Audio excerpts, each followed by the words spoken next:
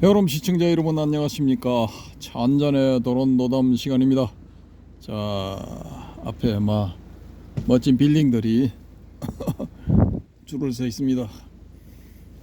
여기 더베이 101 옆에 있는 주차장입니다. 공영 주차장. 예, 차가 없습니다. 해운대에서 이쪽으로 넘어올 때 아마 여기 가면은 차가 없을 것이다 이렇게 전하고 왔는데 역시 없습니다. 여러분님이 우리가 전세냈답니다 지금. 자, 이 광안대교입니다. 광안대교. 배 빌딩군이고, 이제 좀 어두워지면은 야경이 좋을 텐데 조금 더 기다려야 될 것 같습니다. 이 주차장의 모습하고 그 뒤에 배경으로 있는 빌딩들, 차 한 대 보이네. 한 대. 한 대인가? 저 멀리 또 한 대 있나?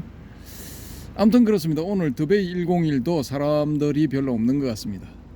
우리 해오롬님이 이쪽으로 들어오시다가 더베이 101로 들어가는 것 같아가지고 제가 또 긴급 스톱 해가지고 조금 더 진행해서 찾아왔습니다. 오늘은 그 앞곡지에서 말씀드린 대로 개해탈과 심해탈이라기보다는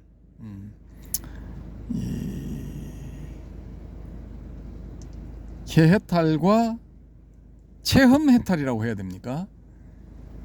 그 어떻게 보면은 이게 이해라고 봐야 됩니까? 지혜에 근거한 이해와 몸으로 하는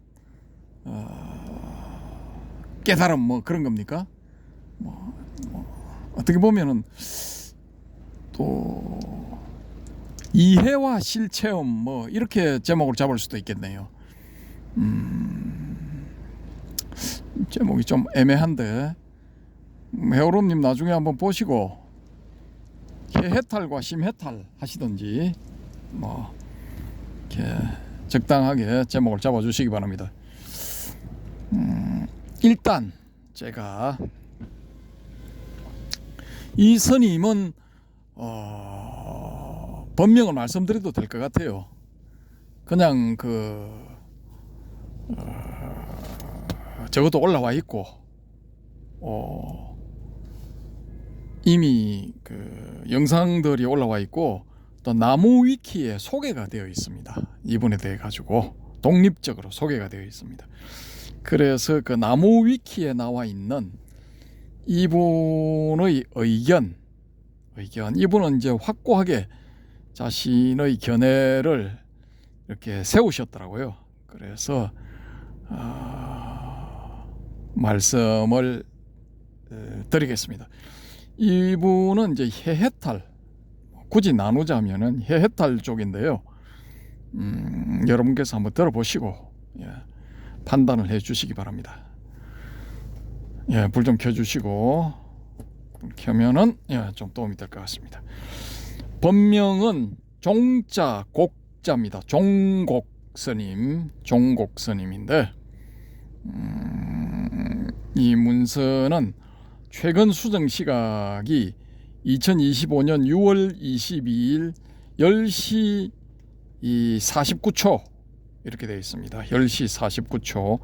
날짜는 작년 6월 22일 2025년 6월 22일 날 최종 수정이 된 내용입니다. 1번 생애. 종곡 스님은 현대 한국 불교에서 견성과 깨달음의 개념을 신비주의나 형이상학적 언어가 아닌 실천적이고 명료한 철학적 언어로 풀어내려 한 대표적 선성이다. 철학적 언어로 풀어내려고 하셨답니다. 여기 벌써 이제 도입 부분부터 멋이라 하시는 분들도 계실 것 같은데 전형적인 이제 해오 이 선종에서 말하는 해오에 해당될 수 있는 그런 내용입니다. 이게 신비주의나 형이상학적 언어가 아닌 실천적이고 명료한 철학적 언어로 풀어내려 한 대표적 선성이다. 이 한국의 선종은 모토가 불립문자잖아요. 문자 너머의 세계를 경험하고 문자 너머의 세계를 다음 사람에게 알려서 전한다, 뭐 이런 의미거든요. 그게 전등이라는 게. 근데 이분은 명료한 철학적 언어로 전달을 하신답니다. 그는 조사선의 전통을 충실히 개성하면서도, 조사선 전통은 좀 먼 것 같은데 아무튼 뭐 그렇습니다. 그는 조사선의 전통을 충실히 개성하면서도 이를 일반 대중과 수행자들이 실질적으로 이해하고 실천할 수 있도록 일상적 언어와 구체적 사례를 통해 설파하였다. 종곡 스님의 핵심 가르침은 깨달음은 선정이나 삼매의 체험을 통해 얻어지는 것이 아니라 철저한 이치에 대한 통찰과 그에 대한 확신으로 가능하다는 데 있다. 그럼 이치에 대한 통찰과 그에 대한 확신, 이 대표적인 게 이 사념처 중에 법념처죠. 이 가르침은 한국 불교계에 만연한 선정 중심주의와 신비주의적 수행관을 비판하며 수행의 본질은 자아 집착의 해체와 관념의 전환에 있다는 점을 강조한다. 이거 이제 초기 불교에 나오는 무아 상경에서 말하는 무아, 뭐 그것과 일맥상통한다고도 볼 수 있겠습니다. 어디까지 하죠? 뇌피셜. 그는 특히 육조 해능대사의 본래 마음이 없으니 무엇에 티끌이 붙으랴는 말을 바탕으로 자아란 본디 고정된 실체가 없는 허상이며 깨달음이란 바로 그 허상을 꿰뚫어 보는 명확한 자각이라고 설명한다. 이 깨달음은 감각적 체험이나 초감각적 상태에 머무는 것이 아니라 현실 세계를 보는 인식 방식이 전환되는 현재적 사건으로 언제 어디서든 가능하다는 점에서 누구나 도달 가능한 자유로 규정된다.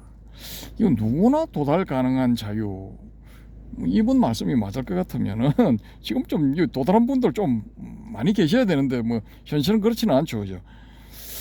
그에 따르면 깨달음은 무엇을 보는 특별한 상태가 아니라 그동안 스스로를 묶어온 인식의 족쇄가 풀리는 것이며 이는 본래 자유로운 마음의 발견이다. 자유로운 마음의 발견이랍니다. 원래부터 자유로운 마음의 발견. 이처럼 종곡 스님의 수행론은 체험보다 통찰, 형식보다 본질, 고요함보다 자유를 중시한다 라고 말씀을 하셨네요. 이 글쓴이는 본인이 뭐 쓰셨을 가능성도 있겠지만은 뭐 어느 제3자가 이렇게 정리를 했다고 봅니다. 깨달음 이후의 삶에 대해서도 종곡 스님은 중요하게 여겼다. 그는 깨달은 이라도 여전히 남아있는 습기를 닦아야 하며, 이건 점수에 해당되는 거죠. 도노 점수할 때 그 점수, 이 닦음은 더 얻기 위해서가 아니라 이미 깨달은 이치를 현실에 적용하는 실천행으로 이해되어야 한다고 했다. 그러므로 깨치고 닦는다는 말은 불완전해서 닦는다는 의미가 아니라 이미 완전히 깨달았기에 남은 습관적 반응을 보살행으로 전환하는 것을 뜻한다. 이 점에서 종곡 스님은 산중에서 은둔하며 선정에 몰두하는 수도자가 아니라 세상 속에서 깨어있는 보살로 살아가는 것을 이상으로 삼는다. 그는 현실을 버리고 해탈에 들기보다 깨달은 자유를 바탕으로 이 오탁악세를 아름답게 가꾸며 살아가는 삶을 강조하였다. 종곡 스님의 강설과 저술 활동은 이러한 철학을 뒷받침한다.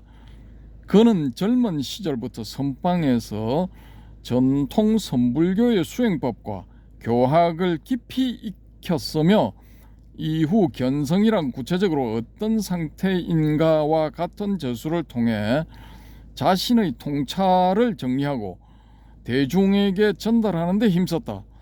이 글에서 그는 금강경의 공사상 유식학의 인식구조, 열애장 사상과 힌두교의 브라만 사상을 철저히 비교 분석하여 불성이란 체험되는 의식이 아니라 체험하는 나조차 사라진 자리에 남는 절대적 자유임을 설파했다. 그는 브라만의 신인합일 사상을 비판하며 진정한 불성은 주시하는 나조차 사라진 자리임을 강조했다. 그러므로 불교의 불성은 체험 가능한 우주의식과 다르며 철저히 관념을 놓아버림으로써 얻는 자유라고 주장했다. 지금 뭐 곳곳에 이거 뭐 제가 보기에는 허점이 보입니다. 허점이 보이는데 일단 그냥 넘어가도록 하겠습니다. 이게 딱 이제 금강경까지의 수준인데 뭐 제가 보기에는 그렇습니다. 경력적으로 종곡 스님은 사찰의 제도권 성직을 따르기보다는 독자적으로 법문과 수행 지도를 이어간 실천 중심의 이론가이자 선지식이다. 그는 육조해능의 가르침을 현대적 언어로 해석하고 유식학이나 대성불교 이론을 체험적 언어와 연결시켜 불자들이 명확한 관점을 세울 수 있도록 도왔다. 자, 특히 한국 불교가 빠지기 쉬운 신비적 삼매 숭배를 경계하고 이치를 꿰뚫는 지혜야말로 진정한 해탈의 길임을 강조함으로써 요건 뭐 해해탈이죠. 전형적인 해해탈. 그 선가에서 뭐 성철 스님까지만 해도 이거 전형적인 해오죠. 정오가 아니고 해오. 이분은 제가 보기에는 정오 자체를 부정하는 것 같아요. 아무튼 뭐 저의 생각은 그렇습니다. 이치를 꿰뚫는 지혜야말로 진정한 해탈의 길임을 강조함으로써 수행자들에게 큰 반성과 전환의 계기를 제공하였다. 이렇게 말씀하시는데 제 경험상으로는 제가 1986년인가 그때 86년 봄에 이미 그 불교 전체의 교상 판석을 완성을 했거든요. 그걸 이제 후배 2명 각각 다른 학년에 있는 후배 2명에게 뭐 나름대로 뭐 좀 똑똑하다는 후배 2명에게 테스트를 해봤거든요. 자, 내가 설명을 할 테니까 여기서 니들이 바늘 끝이라도 꼽을 수 있는 데가 있다면은 지적을 해봐라 라고 해서 설명을 쭉 하니까 2명 다 없다 라고 대답이 나왔습니다. 근데 그럼에도 불구하고 가슴이 답답한 거야. 가슴이 답답해. 교상판석은 완벽하게 제 나름대로 제가 봤을 때도 이 이상 교상판석은 나올 수가 없어. 불교 전체를 다 통틀어가지고 대소성 다 통틀어가지고 완벽한 교상판석을 세웠는데 가슴이 답답한 거야. 예, 깝깝해. 안 되는 거야. 근데 이게 2008년도에 나름대로 제 나름대로 실체험이라 할 수 있는 그 체험을 하고 난 다음에 완전히 풀려버렸어요. 그 답답함이 싹 사라져 버렸다니까. 그 뒤에 또 2007년 한 3년 있다가 2007년에 우리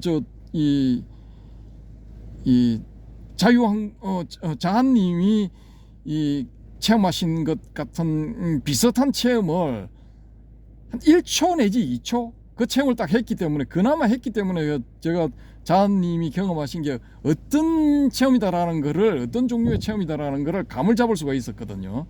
그리고 그 다음에 2008년도에 어떤 경험을 했느냐 하면은 웹서핑을 한다고 모니터를 보고 책상에 앉아 있는데 저는 이제 뭐 그런 이 자리에 앉을 때 양반 자세로 앉거든요. 다리를 양반 다리로 하고 앉아가지고 한 손으로 턱을 개고 이렇게 이제 모니터를 바라보고 있는데 어느 순간에 갑자기 가슴이 시원해지는 거야.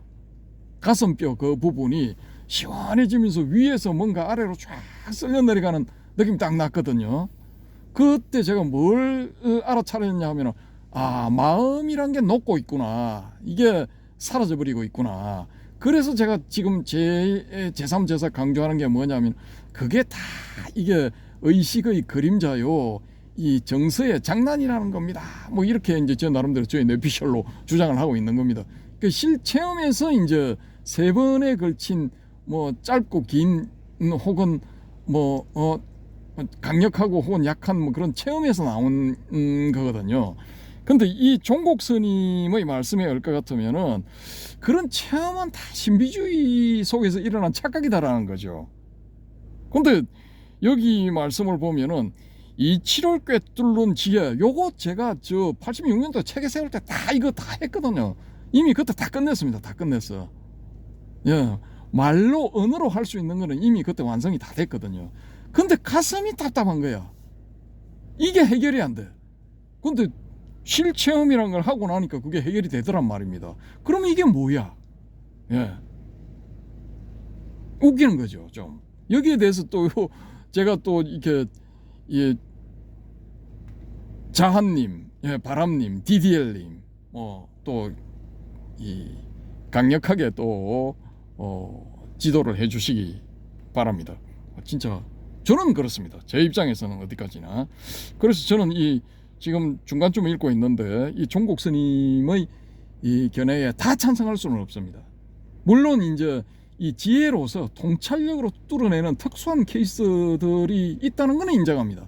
있다는 건 인정하는데 오로지 이 통찰로서 이렇게 해결하는 것만이 유일한 길이다. 요건 아니다라는 거죠. 그 앞쪽에서 이제 뭐 문관에서 제가 이 우리 해오롬님한테 한번 이제 질문을 던져 보려고 했던 게 뭐냐 하면은 대도무문하고 그 뒤에 천차유론가 뭐 그렇게 돼 있잖아요. 1000가지의 차이 나는 길이 있다라는 거거든요. 그래서 요걸 이제 보통 해석하기를 어떻게 하느냐 하면은 대도는 문이 없다. 거기에 도달하는 길은 1000가지가 있다. 뭐 이런 식으로 해석을 하는데 저는 이걸 어떻게 보느냐 하면은 대도가 문이 없기 때문에 거기에 이르는 1000가지, 10,000가지, 억만 가지의 길이 나올 수 있다라는 겁니다. 제가 보기에는 그 무문회계 스님이 대도무문 천처유로라고 한 그 진정한 의도는 그것이지 않을까라는 겁니다. 대도는 문이 없어야 돼. 그래서 그 어느 스님이 뭐 저기에 보니까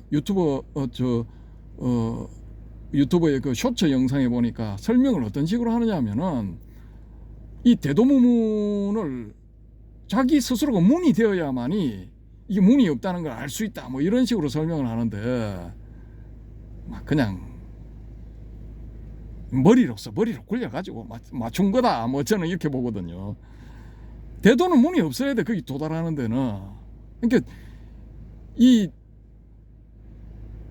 뭐 통찰수행까지도 확대를 시킬 수가 있는데 지혜의 힘으로 그걸 뚫어낸다. 요것만이 이 유일한 길이고 뭐 선정이라든지 삼매라든지 이걸 통해서 도달하는 건 다 신비주의적인 그런 발상, 일종의 뇌내망상이다. 이런 식의 이 주장은 맞다고 볼 수가 없다는 거죠. 제 입장에서는. 이건 전혀 대도가 뭔지도 모르는 분이 하시는 말씀이지 않을까라는 겁니다. 어디까지나 저의 뇌피셜. 대도에는 문이 없어야 돼. 경우에 따라서 통찰 수행으로 도달하는 사람도 있겠지만은 또 실체험을 통해서 도달하는 사람도 있단 말입니다.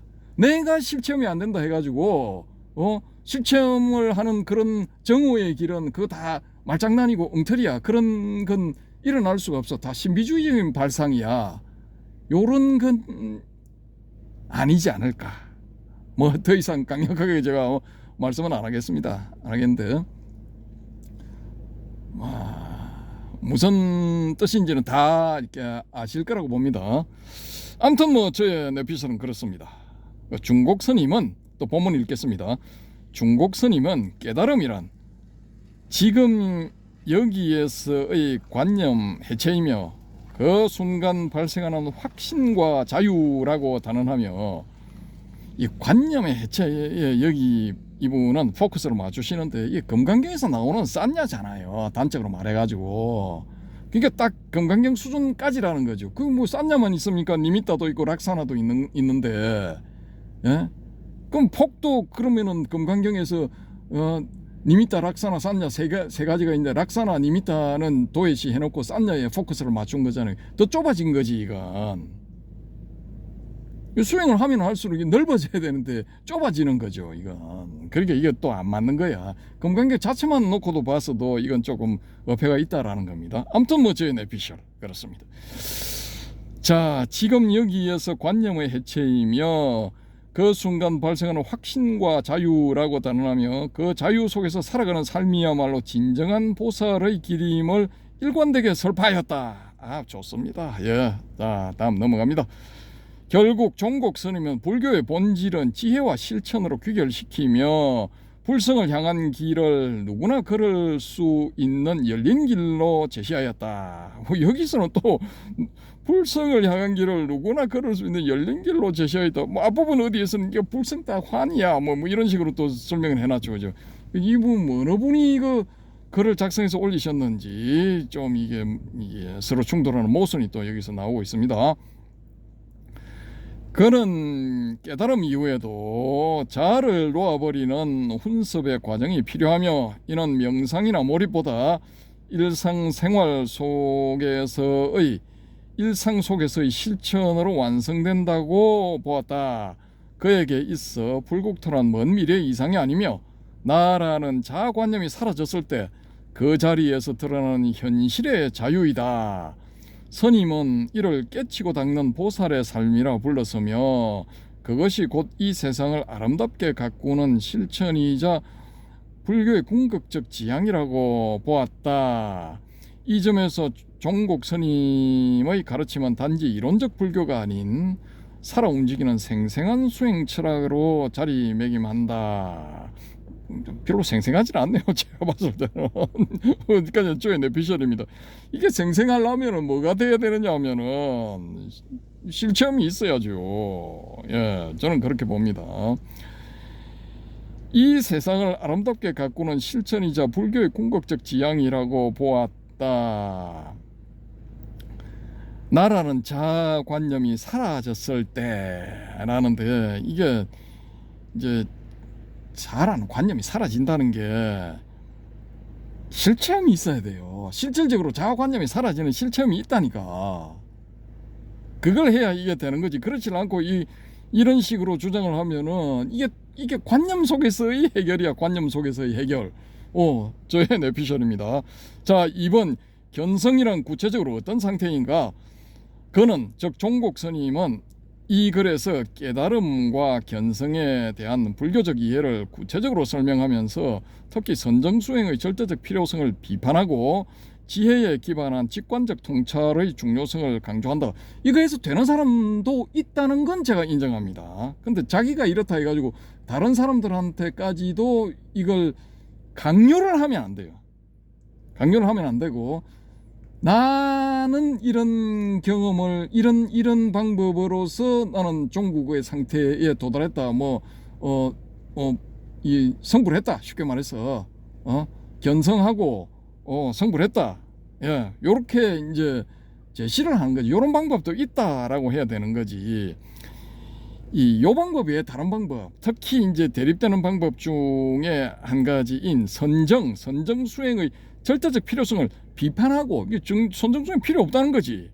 예, 지혜에 기반한 이제 반야지혜일 수도 있고 뭐 그런 거죠. 거기에 기반한 직관적 통찰의 중요성을 강조한다. 근데 이 반야지혜라는 게 단적으로 표현된 게 반야심경이잖아요. 근데 이게 반야심경을 보는 것도 실체험이 있는 사람이 보는 거하고 없는 사람이 보는 거하고 차이가 많이 납니다. 미안하지만. 예. 그래서 제가 이거 교수들 예전에 한 10여 년 전에 어느 교계 신문사가 깨에 대해서 이렇게 깨달음에 대해서 이 세미나를 연다고 여러 명을 모았는데 한 7, 8명 모았는데 제가 그 면면들을 보니까 그 사람들은 실체험이 전혀 없는 사람들이거든요. 이 사람들을 불러가지고 도대체 무슨 이야기를 한다는 거지 하고 이제 저 혼자 중얼거렸는데 결국은 무산되더라고요. 그게 그 사람들을 모아봤자 책에 나온 말밖에는 할 수가 없어. 자기 소리를 못 하는 거예요. 그런 상황에서 무슨 세미나가 되겠습니까? 안 되는 거지. 아무튼 저는 그렇게 봅니다. 자, 특히 선정 수행의 절대적 필요성을 비판하고 지혜에 기반한 직관적 통찰의 중요성을 강조한다. 다음은 그 핵심을 5문단으로 요약한 내용이다. 첫째, 그의 핵심 주장은 견성은 반드시 선정 수행을 통해서만 이룰 수 있는 것이 아니라 오히려 바른 이치에 대한 이해와 확신만으로도 가능하다는 것이다. 요거 초기 불교에서 이거 저 바람님이 강조하시는 경우에 해당하죠, 그죠? 예, 개해탈의 경우 무아상경에 대한 올바른 이해와 확신으로 이 해탈이 가능해지는 거야. 예. 저도 이거 다 했거든요. 교상판사 갈 때 다 했어. 저는 중학교 때부터 이 초기불교의 교리들을 접했기 때문에 다 알고 있어요. 다 알고 있어. 그런데도 가슴이 답답하더라 이거야. 머리가 답답한 게 아니라 머리로는 질서정연하게 정리정돈이 다 됐어. 제가 세운 교상판석상에서는 교리들 사이에 충돌도 없어. 그런데도 가슴이 답답하더라 이거야. 이게 해결이 안 되더라. 오죽하면 제가 그때 이 고3인가 하는 그 여동생한테 내가 토로를 했겠습니까? 상황을 설명하고. 근데 그 문제가 실질적으로 해결이 되더라니까. 실체험을 통해서 해결이 되더라니까. 그러니까 실체험을 통해서 저처럼 혹은 이 자한님처럼 실체험을 통해서 해결되는 사람도 있고, 여기 이 종곡 스님처럼 이거 뭡니까? 올바른 이치에 대한 이해와 확신만으로도 되는 사람도 있다라는 겁니다. 저는 양자를 다 열어놓자라는 거예요. 한쪽만 이게 맞다라고 하지는 말자라는 거죠. 근데 지금의 전통적인 이 선종 종단인 대한민국의 모 종단은 그 성철 스님 때부터 뭐 선정주의였죠. 오로지 선정, 화두산, 뭐 유일하다, 뭐 돈수 외에는 다 끄자, 꿇어, 뭐 그런 거였잖아요. 거기에 대한 뭐 반발, 뭐 이런 거라는 건 뭐 좀 의의는 있어 보입니다. 그런 거 없이도 선정 없이도 되는 분들도 있어요. 삼매를 자기가 이 불문에 들어와 가지고 동진 출가해 가지고 선정 익히고 삼매 닦고 뭐 이렇게 안 해도 되는 분들도 있어. 예, 이런 분들이 이게 불교권에만 있는 게 아니고 유럽이나 미국 같은데 가끔씩 나옵니다. 찾아보시면 있어요. 예. 자, 종곡 스님은 또 뭐라고 말씀을 하시냐면은, 선정 중심 수행은 현실로부터의 도피와 신비주의에 빠질 위험이 크며 오히려 깨달음의 본질을 가리는 장애물이 될 수 있다는 비판이 담겨 있다. 뭐 이럴 수도 있습니다. 이럴 수도 있는데, 그럼에도 불구하고 지름길은 선정이라고 봅니다. 저는 그렇게 봅니다. 따라서 불교 수행의 초점은 삼매나 몰입이 아니라 현실을 꿰뚫는 지혜에 맞춰져야 하며,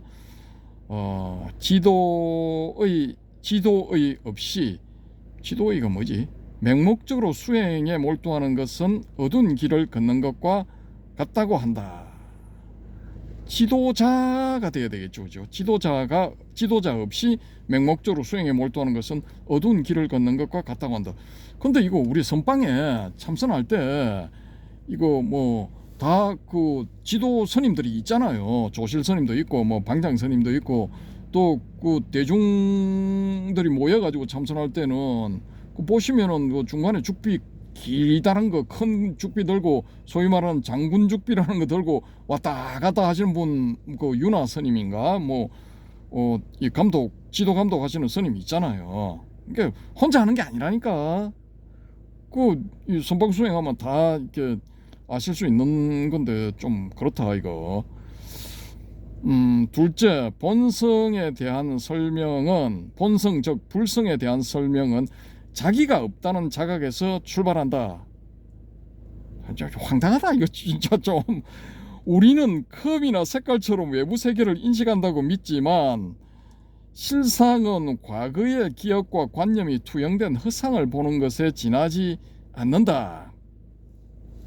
이게 요 부분에도 이게 앞에도 뭐 줄줄이 뭐 한 두세 문장 건너가서 다 이거 걸려지는 그런 문장들을 지금 써놓고 있는데 그 일일이 하려면 시간이 많이 걸리기 때문에 제가 이제 다 통과를 했는데 요거 보세요. 우리는 컵이나 색깔처럼 외부 세계를 인식한다고 믿지만 실상은 과거의 기억과 관념이 투영된 허상을 보는 것에 지나지 않는다라는 건데, 이렇게 되면은 이게 우리 눈앞에 보이는 이런 저기 건물이라든지 뭐 앞에 있는 울타리 숲이라든지 이 방풍림 방파림 비슷하게 이렇게 뭐 조성해 놓은 거 있지 않습니까? 여기 요런 거라든지 이게 다 이분이 걸선이에 의할 것 같으면 과거의 기억과 관념이 투영된 허상을 보는 거야 이게. 예, 이건 좀 웃기죠. 이게 제가 단적으로 이거 금강경에 보면은 색적 시공 공적 시색 나오잖아요. 근데 그 산스크리트 원문에는 이게 구별이 안 된다, 색과 공 사이에 구별이 없다 이렇게 나오잖아요, 그죠? 지난번에 한번 말씀을 드린 것 같은데, 그러면은 구별이 없다라는 거야. 구별이 없다는 건 똑같다는 거지. 색이 공이고 공이 색이라는 건데, 그러면은 색을 과연 허상으로 볼 수 있느냐라는 겁니다. 똑같은데 공을 진으로 보고 색을 허상 내지 가상으로 볼 수 있느냐라는 겁니다. 같다는데 뭐 그 앞에 나와 있는 전제가 구별이 안 된다는데, 그럼 여기서 이제 이 서양 철학적으로 들어가면은 장 보들리아르의 뭐 시뮬라시옹 뭐 그런 거 나오죠, 그죠? 그 서양 철학자들도 비슷하게 그 근접을 해 있어요, 이런 문제에 대해 가지고는. 거기 보면은 실체를 모사한다, 그대로 이제 뺏겨낸다라는 게 시뮬라크르, 그 시뮬라크르를 실행한다는 게 시뮬라시옹이잖아. 그러면 여기 딱 요 케이스지. 예? 실상은 과거의 기억과 관념이 투영된 허상을 보는 것에 지나지 않는다. 장 보들리아르의 철학이네. 예, 똑같네, 설명하는 방식이. 근데 그것도 하나의 견해에 불과한 거지. 저게 반야심경 이 불교적 견해를 갖다 대면은 저 색도 실질적으로 있는 거예요. 리얼한 실제라니까. 똑같다는데 뭐 공과 색이 다르질 않다는데, 똑같잖아. 차이가 없다는데 무슨 차이가 있는 거야? 그 장 보들리아르도 뭐라고 하느냐 하면은 결국은 실체 내지 실제는 없고 모사된 그 존재가 실제 역할을 한다는 거야. 사람들은 그 모사된 거를 실제처럼 여기고 생활해 간다는 거지. 뭐 허상의 철학이죠, 말하자면은. 응? 이게 그냥 뭐 좀 한 귀퉁이를 딱 잡고 그걸 전체인 양 이렇게 설명을 해 나가는 거예요. 일단 저는 그렇게 느껴집니다. 어쨌든 더 읽어보도록 하겠습니다. 이처럼 인간은 대상의 있는 그대로를 보지 못하고 마음속의 저장된 비교 틀에 따라 현실을 덧칠한다. 그냥 보이는 게 저게 있는 그대로입니다. 이 반야심경의 이 산스크리트 원문에 의하면은 그렇답니다. 제가 말씀드린 게 아니고. 자, 여기서 우리 이 디딜님, 잔님, 바람님 이 고견을 주시기 바랍니다. 그 결과 우리는 마음의 허상을 실제로 착각하며 살아가며 이러한 인식의 굴레에서 벗어나는 것이 곧 견성의 출발점이다. 예, 그럼 이렇게 되면은 어떤 현상이 일어나냐면은 이게 깨달음의 하향 평준화가 일어나는 거야. 예. 한참 낮아지는 거지. 뭐 개도소도 나 인식의 굴레를 벗어났다 하면은 이제 깨자되고 선사되고 이제 다 되는 거야. 커트라인이 엄청 낮아지는 거지. 이래 되면은 이게 질적으로 있죠. 확실히 이제 다운그레이드가 돼버리는 거야. 이런 식으로 이제 쭉 나가면은 어떻게 되느냐면은 불교나 뭐 서양 철학이나 별 차이 없어요. 가재나 개나 뭐 고동이나 뭐 소라나 뭐 니나 내나 뭐 비슷한 거지 뭐. 자, 셋째, 깨달음이란 특정한 신비체험이나 삼매경의 몰입이 아니라 자아라는 고정관념이 사라지고 현실에 대한 시각이 송두리째 전환되는 사건이다. 그래서는 죽음강의 촛불 비유를 들어 불안함과 안심조차 외부 세계의 변화가 아니라 마음의 해석일 뿐임을 강조한다. 깨달음은 그 해석의 전환이며 이 전환이 이루어지는 순간 나라는 주시자와 주체가 사라진다. 와, 씨발 진짜 이 설명을 진짜 너무나 서양 철학적으로 해놨네. 욕 나온다 정말. 불교 설명을 하면서 그죠? 이 불교가 이 설명이 중심이 돼야 되는데 불교적 설명이 나와야 되는데 좀 거시기하다 이거. 근데 주검강 스님이 덕산 스님이잖아. 덕산 선사가 이거 금강경 청룡수에서 이런 설명을 했나? 이 부분은 제가 잘 모르겠습니다만 아시는 분 댓글로 설명을 해주시면 감사하겠습니다. 아무튼 뭐 이 부분을 다시 한번 읽어보겠습니다. 잘 안 와닿아서 그렇습니다. 그래서는 주검강의 촛불 비유를 들어 불안함과 안심조차 외부 세계의 변화가 아니라 마음의 해석일 뿐임을 강조한다. 깨달음은 그 해석의 전환이며 이 전환이 이루어지는 순간 나라는 주시자와 주체자가 사라진다. 근데 이거 마음의 해석일 뿐이면은 이거 해석하는 자가 있다는 건데 마음이 스스로 해석하는 건가? 아무튼 뭐 그렇답니다. 이 전환이 이루어지는 순간 나라는 주시자와 주체가 사라진다. 이로써 대상과 나의 구분이 없어지고 세상을 있는 그대로 받아들이게 되는 자유의 상태가 온다. 자유의 상태가 온답니다. 저 같은 경우는 뭐 이게 실체험적으로 그냥 가슴이 쫙 이게 뭔가 녹고 있어. 쫙 녹아버리더라고. 그게 시원해지는 거야. 예. 이건 뭐지? 이분의 말씀대로라면은 그런 건 다 이거 저만의 그 개인적인 일종의 이거 신비 체험도 아니고 이거 뭐라고 해야 되죠? 이거 착각이다. 뭐 이렇게 말씀하실 것 같네요. 아무튼 뭐 그렇습니다. 자, 넷째, 선정 중심의 수행은 일시적인 고요와 해탈감을 줄 수 있으나 그것은 번뇌를 억압할 뿐 뿌리째 제거하지 못한다. 아닌데 제거되는데요 이거. 참 그렇습니다. 부처님도 사선 팔정을 완전히 익히고도 그 한계를 깨닫고 고행 끝에 선정이 아닌 지혜와 사유를 통해 깨달음을 얻었다. 아니 그러면은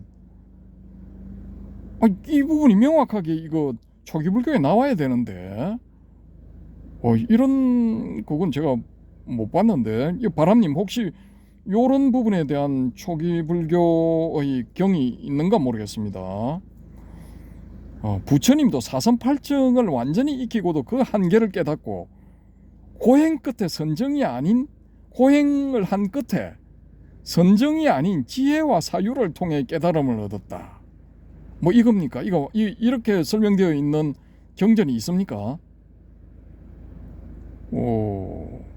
참 거시기합니다. 선정은 일종의 인도 고대의 신비주의 수행 방식으로 무아와 공의 통찰을 중시하는 불교의 핵심 정신과는 궤를 달리한다.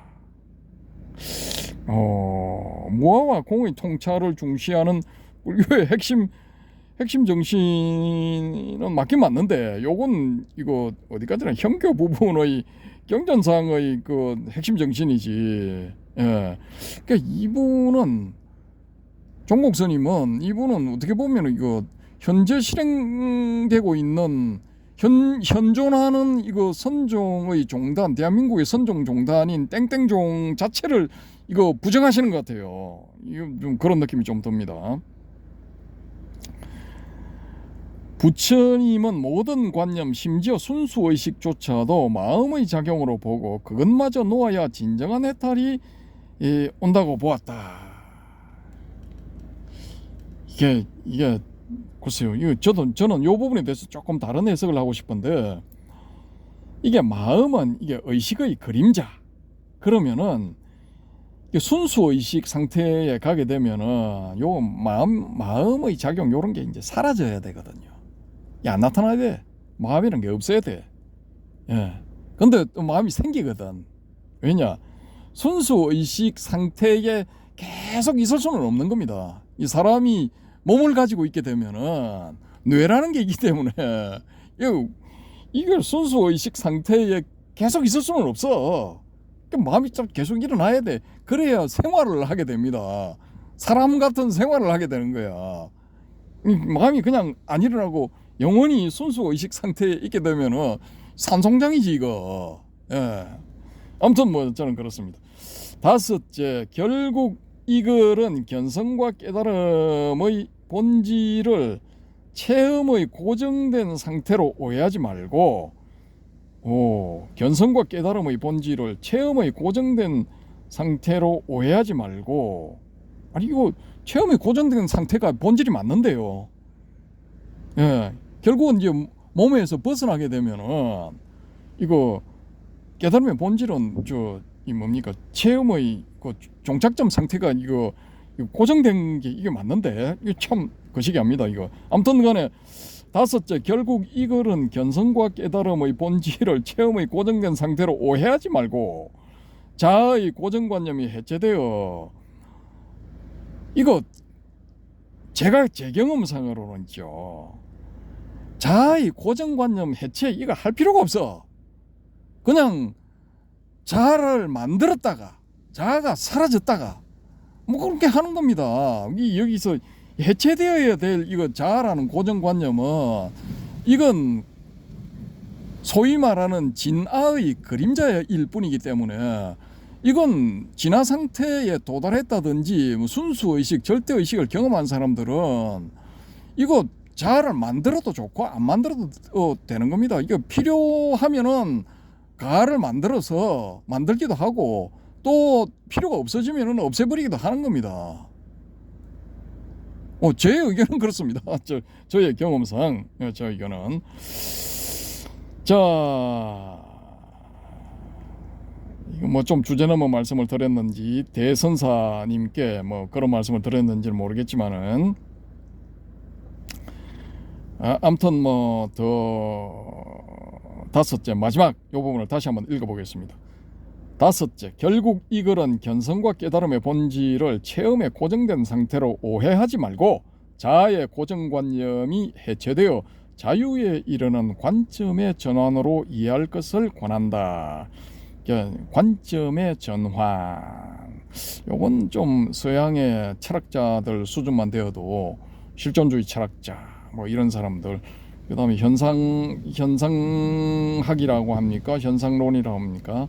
뭐 후설의 현상학 뭐 그런 것도 있고, 또 이거 그 뒤에 가면은 메를로 퐁티라는 사람 나오잖아요.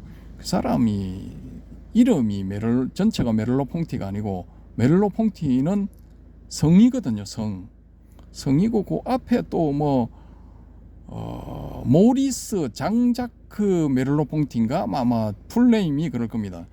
근데 그 양반은 몸철학이야. 몸철학자. 예. 신체의 현상, 몸 현상학. 후설, 하이데거 뭐 이런 사람들은 정신 현상학 학자 뭐 이렇게 분류가 되는데, 이 메를로 퐁티는 몸에 포커스를 맞췄거든요. 몸으로 경험하는 거야말로 이게 우리가 진실로 볼 수 있다 뭐 이런 겁니다. 그러니까 지각, 몸이 경험하는 지각, 이거야말로 우리가 인정할 수 있는 것이지 않느냐라는 거죠.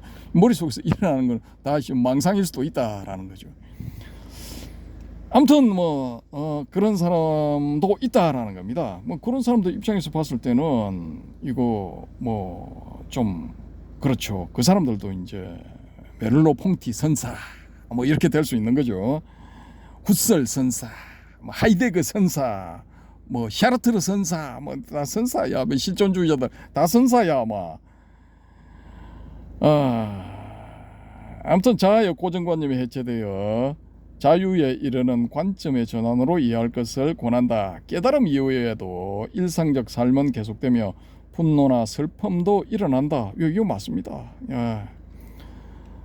그러나 더 이상 자아가 그것에 묶이지 않으므로 자유로운 것이다. 예, 이것도 동의합니다. 예, 맞습니다. 좋은 말씀. 이 문장만 놓고 보면은 뭐 자아를 인정을 하는 거네요, 그죠? 일단 자아가 이제 전제가 돼야 묶이지 않고 자유로움 이런 것도 이제 가능하니까. 불성은 체험의 대상이 아니라 관념으로부터 완전히 해방된 자리다. 역시 이거 체험의 대상이 아니랍니다, 불성이. 그러면은 이거 실체험주의자들은 다 뭐야 이거? 또라이들인 거지 결론적으로. 저도 또라이, 우리 이 자님도 또라이, 두 또라이가 똑같은 거야. 아무튼 불성은 체험의 대상이 아니라 관념으로부터 해방된 자리다. 따라서 깨치고 닦는 것이란 깨달음 이후에도 남은 습기를 실천을 통해 말끔히 털어내며 현실을 보살행으로 아름답게 가꾸는 삶을 의미한다. 참, 이거 뭐 100% 동의하는 건 아니지만은 현실을 보살행으로 아름답게 가꾸는 삶, 요거 진짜 좀 많이 좀 나타났으면 좋겠어요. 여기 실천하시는 그 스님들, 예, 뭐 일단은 뭐 출가 쪽에서 솔선수범을 하셔야죠. 제가 또 따라가죠, 그죠? 예, 뭐 저는 일단 얍삽하지만은 뭐 그렇게 봅니다.